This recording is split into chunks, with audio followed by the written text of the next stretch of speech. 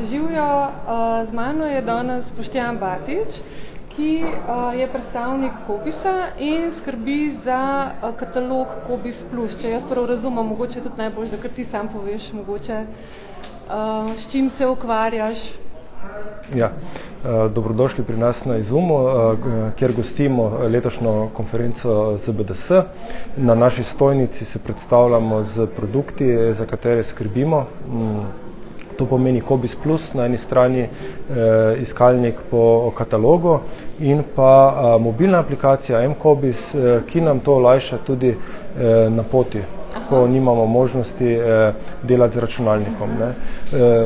Ja, zdaj knjižničarji recimo katalog Cobis Plus kar dobro poznamo.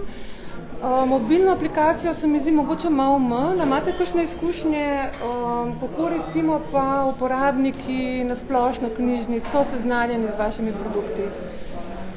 Zdaj uporaba je v porastu, trend je pozitiven, to pomeni še vedno, za moje pojme, premalo ljudi pozna. Ob tej priložnosti bi pač opozoril knjižničarje, ker bi lahko naredili več. Oni so vseeno tista prva linija, kjer lahko uporabnike obvestijo o storitvah. Zato za njih tudi prirejamo določene delavnice, konkretno zdaj delamo za šolske knjižničarje.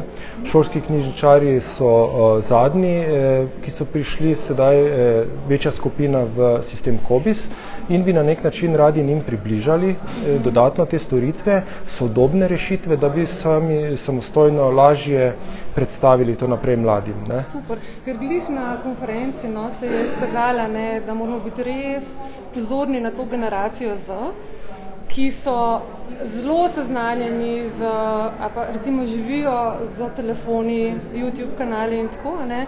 Tako da mogoče se mi zdi, da s tem, ko ste naredili mobilno aplikacijo, se približujete tej generaciji. Ja, nekako smo ujeli ta zadnji vlak, da smo tudi mi postali sodobni v tej smeri mobilnosti, ne, ker se zavedamo, da mladi imajo drugačne zahteve, potrebe, izkušnje in potrebno je storitev približati njim. Želja vseh nas je, da oni pridejo do knjig, da berejo knjige in če jim lahko na nek način to omogočimo lažje, je delo opravljeno. Lahko mogoče pokažete, kako ste... Ja, recimo prednosti mobilne aplikacije, vse te naprave so opremljene z fotoaparati, telefoni, z GPS-i in mi recimo to izkoriščamo kot skener ISBN kode. Ne? Knjige so opremljene z ISBN kodo in če mi poskeniramo to kodo, nam iskanje izvede avtomatsko iskanje in potem lahko po katalogu pogledamo takoj, kje se nahaja ta knjiga. Ne? Recimo, ni nam potrebno vpisovati avtorja naslova, z skeniranjem lahko hitro. Kot dodatna funkcionalnost, ki je zelo zanimiva za mlade, večkrat omenjam, da je pomembno, da izkoristimo priložnost, pa posodimo gradivo, tudi če ni v naši enoti knjižnice, ampak gremo v drugo. Recimo, Mariborska knjižnica ima več enot. In v aplikaciji preko informacije o knjižnicah lahko pogledamo vse te enote. Ne? Za mlade pride prav, ko pridejo v nek kraj, ko pridejo ali v srednjo šolo ali na fakulteto, da si pogledajo, koliko enot ima njihova recimo knjižnica in izberejo tudi možnost, da grejo v drugo knjižnico, v drugo enoto svoje knjižnice.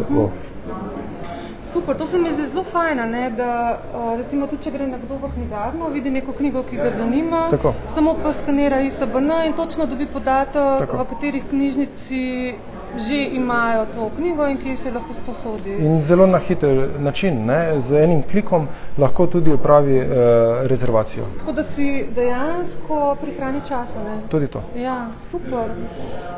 Zdaj, če potrebuje več, bolj poglobljeno iskanje, pa seveda uporabi Cobis Plus.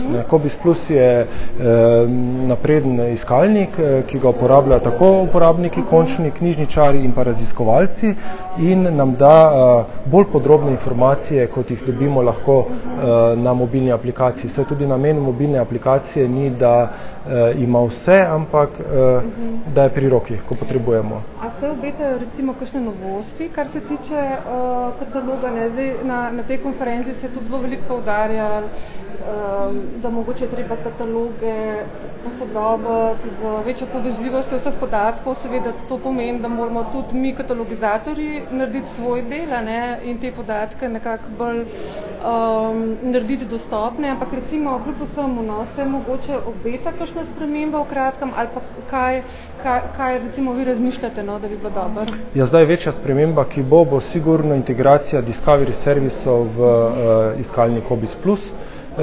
To pomeni, to bo seveda izboljšalo to uporabniško izkušnjo, iskanje po teh bazah, po full tekstih. Tako da to je večja stvar. Drugače pa seveda moramo ostati sodobni, ponujati sodobne rešitve. Če bi lahko recimo uporabniki komentirali določene gradivo, knjige, super, ja. Da bi se bolj pomikali v to smer socialnega omrežja, bi naredili spet korak naprej. Meni je bilo to zelo všeč, pa ne vem več, kjer predavatelj je rekel, ne, ampak mislim, da je bilo tako rečen, če bi katalog omogočal všečke, bi bil verjetno bolj uporabljen, ker z všečki bi lahko recimo uporabniki dejali, ne, ta knjiga mi je všeč, to priporočam, ta pa mogoče ne. In tudi potem bi sistem lažje priporočal knjige, ki jih pač želijo prebrati. Da to je ena ideja za vas. Ja, slediti je treba trende, uporabniki so navajeni iz konkurenčnih produktov sodobne rešitve in tudi pričakujejo, da se bo naš knjižnično-informacijski sistem razvijal v tej smeri. Super, najlepša hvala. No? Prosim.